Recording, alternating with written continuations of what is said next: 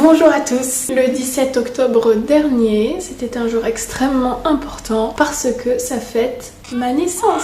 C'était mon anniversaire et je fêtais mes 27 ans.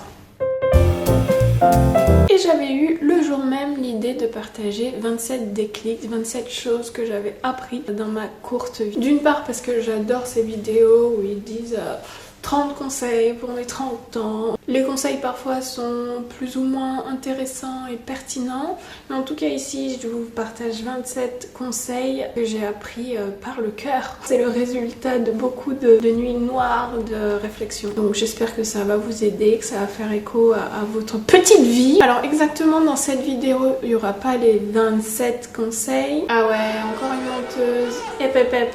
Vous aurez vos 27 conseils mais en 3 vidéos différentes. Ici je vais vous en présenter 10. Alors petit changement qui est en fait un gros changement. J'ai finalement décidé de faire une vidéo par déclic. Donc il n'y en aura pas 3 mais 27. Youhou! Beaucoup de gens pensent qu'ils comprennent la vie. Mais au final ils sont complètement à côté de la plaque. Ils ne comprennent ni ne reçoivent correctement les leçons de la vie. Pour ceux qui se posent des questions sur eux-mêmes, sur leur entourage, peut-être qu'il y aura des conseils, des points qui vous reviendront et que vous saurez déjà, mais je pense quand même qu'il va y avoir quelques conseils dont vous ignorez totalement l'existence ou la pertinence dans votre vie. Je me présente, je m'appelle Maudelaine, je suis artiste peintre. Oui, c'est la casquette que je préfère porter. Mais plus globalement, je suis une individu. Encore plus globalement, je suis une humaine et je fais partie de l'humanité, même si certains en doutent. Sur cette chaîne YouTube, je vais faire quoi? Qu'est-ce que je vais faire sur cette chaîne YouTube? Parler de moi, parler de l'humanité, parler de mon expérience de vie. Si vous voulez voir un peu plus mon travail artistique, je vous redirige sur mon Instagram. Là-bas, il y a tous mes tableaux et en story, je partage quand même de manière prolifique mon quotidien. C'est assez intéressant, je crois. Du moins, du retour qu'on m'en fait, on ne s'ennuie pas trop dans les stories. Alors les conseils, je les ai classés à peu près dans l'ordre de compréhension en essayant de faire des liens avec l'âge auquel j'ai eu ce déclic. Mais comme là, les 10 premiers conseils, je n'avais pas la capacité mentale de mettre des mots dessus. C'est arrivé plutôt vers les 14-15 ans. C'est pour ça qu'on commence avec plutôt 10 conseils généraux. Conseils, déclics, je sais pas comment parler de ça. Le premier conseil serait débarrasse-toi de toi-même. Non. Débarrasse-toi de l'idée de toi. Alors pourquoi je commence avec ce premier conseil? Parce que j'ai été adoptée. Donc la question de l'identité est intervenue très tôt, quoi. Est-ce que je suis haïtienne? Oui, je viens d'Haïti. Salut. Ou est-ce que je suis plutôt française? J'ai une éducation européenne, mais j'ai une apparence africaine. Donc où est-ce que je me place dans mon identité? Il y a une notion que j'ai toujours eu du mal à saisir, c'est celle de la fierté, de l'orgueil de faire partie d'un pays ou d'une catégorie, d'être noire. Je n'ai jamais saisi pourquoi les gens étaient fiers de quelque chose pour qui la plupart, ils n'ont rien fait pour l'avoir. Donc ça, c'est déjà une question autour de l'identité. C'est d'où vient cet orgueil d'être fier de quelque chose qu'on n'a pas mérité, mais qui est assez factice en fait. Ce que je veux dire dans ce point, c'est qu'il ne faut pas confondre ni s'accrocher à ces différents masques et il faut encore moins penser que c'est vous. C'est que des choses que vous mettez sur vous, des habits à proprement parler, un métier que vous mettez sur vous, une personnalité que vous mettez sur vous, un quotidien, des comportements que vous mettez sur vous pour créer une sorte d'image illusoire, plein de casquettes de ce que vous avez mis sur vous. Là où je veux dire que l'identité, il faut se détacher de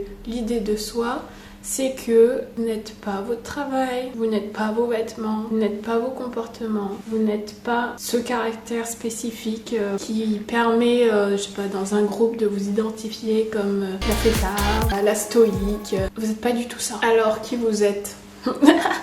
Ça c'est une excellente question et je peux pas répondre à votre place. Quand on y réfléchit, dès que vous changez de vêtements, vous n'êtes pas plus personne, il y a toujours une personne qui est là. Ça veut dire que si vous changez de vêtements, si on croit à son identité et à ce mélange de casquettes et de masques qu'on se met, dès qu'on enlève un vêtement, normalement on n'est plus personne. Parce que si je suis mon vêtement, si je l'enlève, il reste qui? Là ça paraît simple au niveau du vêtement parce que tout le monde sait qu'il change de vêtements, mais au niveau du travail ça peut être la même chose. Pendant longtemps vous pratiquez un métier, vous identifiez à ce métier, vous prenez les codes de ce métier et puis un jour vous faites une reconversion professionnelle, vous vous lancez dans un autre métier donc vous apprenez les codes. Donc ça signifie bien que le métier d'avant ce n'était pas vous parce que entre le passage des deux métiers vous n'êtes pas mort, vous avez toujours été un individu. Dans le caractère, on peut changer de caractère sans ne plus être personne. Vous n'êtes vraiment pas la construction codée et masquée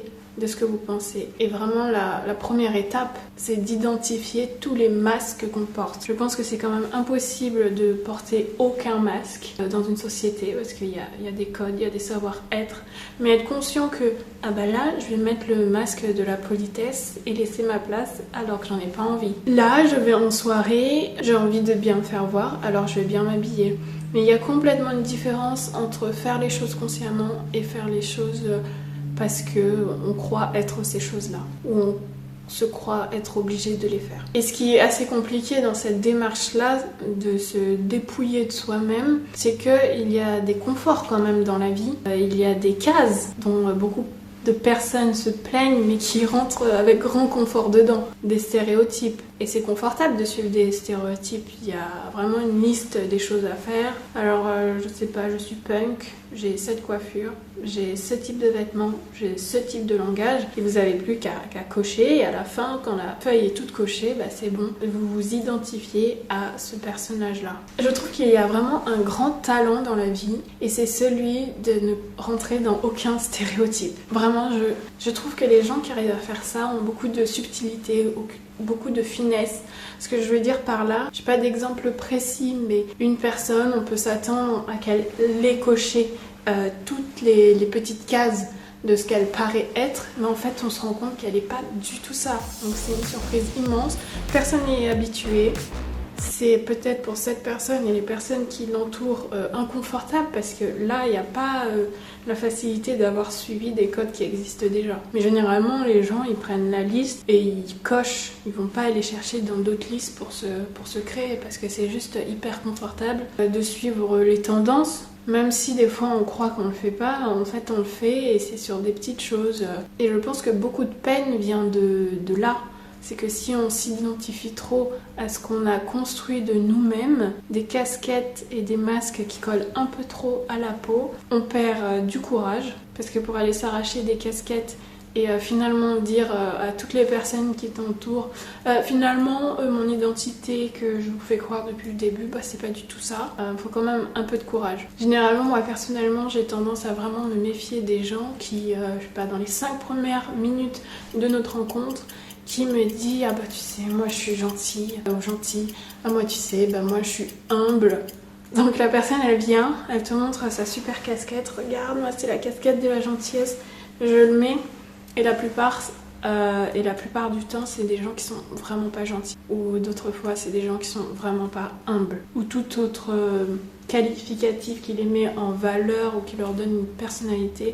Généralement les gens, c'est quand on creuse un peu, c'est pas tout à fait ça et que c'est en effet un masque et ça correspond pas à ce qu'ils sont. Tout à l'heure je vous ai dit je peux pas savoir qui vous êtes quand vous avez plus de masque, mais je peux vous donner quelques pistes de réflexion. C'est aller regarder vos peurs, aller regarder ce qui vous angoisse, aller regarder ce qui vous gêne, aller regarder ce que vous évitez depuis votre naissance.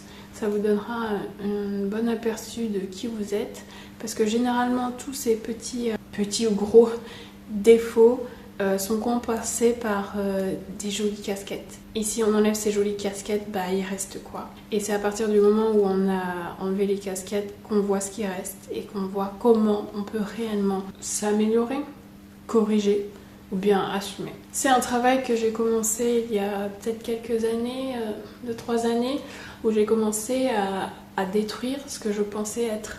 C'est-à-dire que forcément l'image de l'artiste, je pensais l'être. Ben en fait non, pas du tout. En fait je fais ce que je veux. Si je veux ne plus être artiste et m'exprimer autrement, bah je m'exprime autrement. J'ai aussi porté pendant longtemps le masque de la fille sage qui est très joyeuse, très amusante.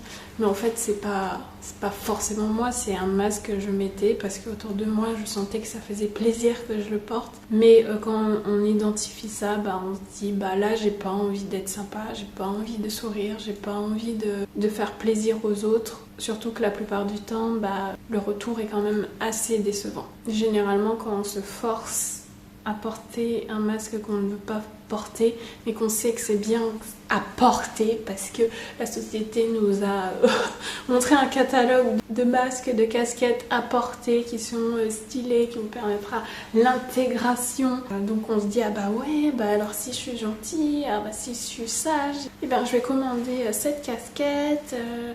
Et puis avec cette casquette, ah bah je vois qu'il y a une jolie petite robe blanche, ok.